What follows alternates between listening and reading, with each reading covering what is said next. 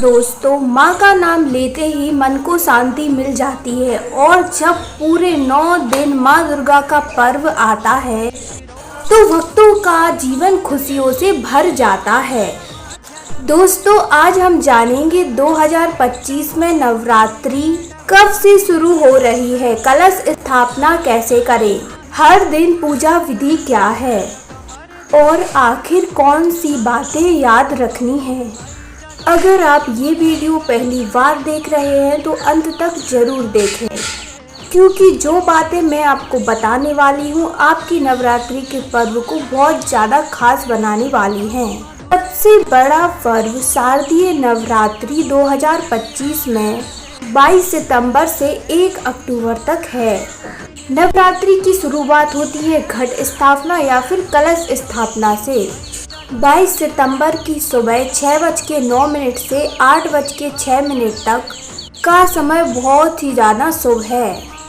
अगर आपसे ये समय छूट जाए तो आप 11:39 से 12:38 का अभिजीत मुहूर्त भी बहुत अच्छा है, इसमें भी आप घट या कलश स्थापना कर सकते हैं। अब मैं बताती हूँ आपको कलश स्थापना करने के लिए क्या क्या सामग्री चाहिए।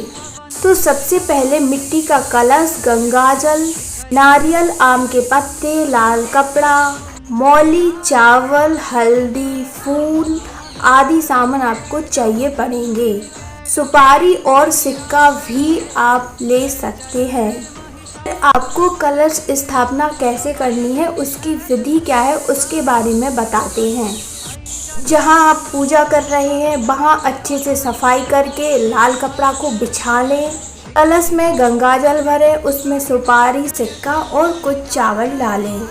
आम के पत्ते रख के नारियल को लाल कपड़े में बांध दें। कलश को मिट्टी की थाली में रखकर उसमें जौ बो दें।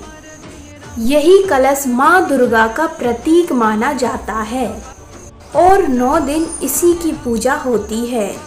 दोस्तों, अब आते हैं सबसे ज़रूरी हिस्से पर। नवरात्रि के 9 दिन आप कैसे मनाएं कि माता बहुत ज़्यादा प्रसन्न हो। पहले उनके प्रतीक के बारे में जानते हैं। हर दिन माता का 9 दिन अलग अलग स्वरूप पूजते हैं। पहले दिन शैलपुत्री स्थिरता और शक्ति देती हैं। दूसरे दिन ब्रह्मचारिणी तपस्या और संयम की देवी हैं। तीसरा चंद्रघंटा साहस और शांति का प्रतीक है। चौथे दिन कूष्मांडा जो कि सृष्टि की जननी है। 5वें दिन स्कंद माता जो कि संतानों की रक्षा करती हैं। 6वें दिन कल्याणी जो कि शत्रुओं का विनाश करती हैं। 7वें दिन कालरात्रि जो कि भय और बाधा दूर करती हैं। 8वें दिन महागौरी सौभाग्य और पवित्रता का प्रतीक है। 9वें दिन हम पूजते हैं सिद्धिदात्री जो कि सभी सिद्धियों की दात्री हैं।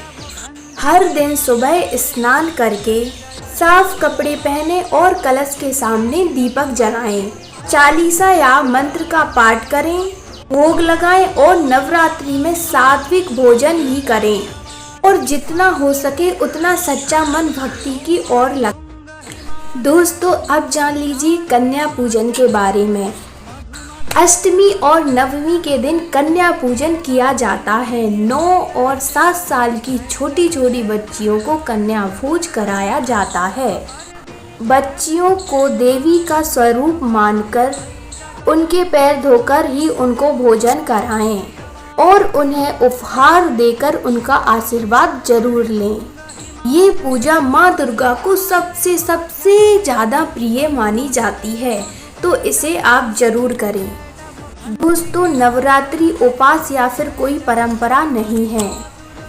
ये समय है अपने मन को साफ करने का और नकारात्मकता को हटाने का और माँ की शक्ति को अपने जीवन में उतारने का।